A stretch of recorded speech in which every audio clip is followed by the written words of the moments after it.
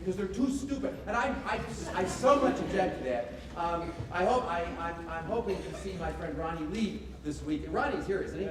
Yeah. And I'm hoping to see my friend Ronnie Lee because I saw him say something about, we can't really talk about veganism to people because, they're just not morally sophisticated enough to understand it. I'm sorry, people. I think that is bullshit, and I do not mean to denigrate bulls. I mean, I really do think that that is wrong. I think that people understand it. They get it.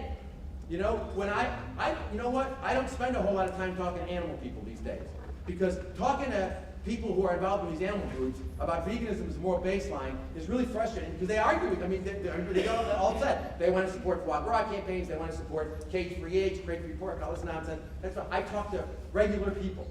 And I start off by saying, how many of y'all got a dog or a cat or whatever? And 90% of the audience raise their hand. Okay, fine, you love them, members of the family, blah, blah, blah, blah. And then I say, so why aren't you vegan? And then we have a discussion, which is usually scheduled for an hour, oftentimes goes to 3. And every time I have one of those, every time Ann and I do one of those things, we will get, out of a group of 100 people, we'll get 10 or 20 people who come up and say, you know what, I never thought about it that way. When I say to them, do you believe it's wrong to inflict unnecessary suffering on animals? And they say, yeah, I agree with that. And I say, well, but wouldn't you agree with me that whatever necessity means, it means you can't justify suffering for reasons of pleasure, amusement, or convenience? Yeah, I would agree with that. That's simple. Okay, fine. Then why aren't you a vegan? Because you don't need to eat animal products to be optimally healthy.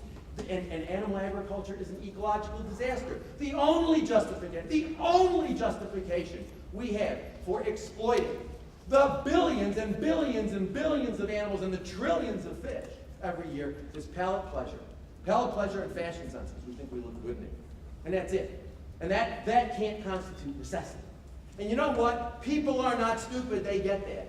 And even if they're not going to go vegan immediately, you've planted the seed and you've made the message clear. And so they're not going to go off and buy cage-free eggs or crate-free pork or steak instead of foie gras.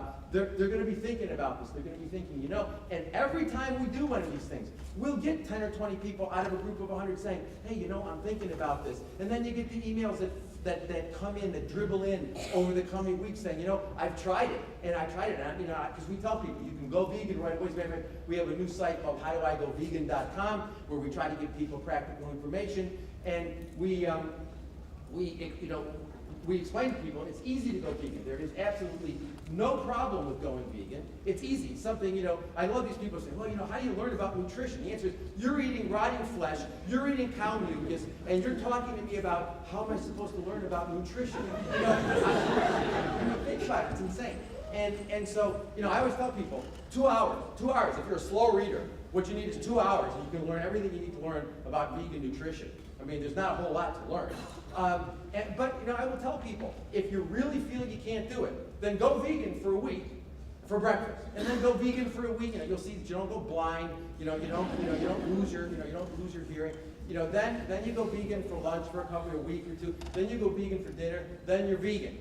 But I always preface it by saying, but please let me explain to you. If you really think animals matter, every animal product you eat in that 6 or 8 weeks in transition, that's something you got to think about morally, because you can't justify that.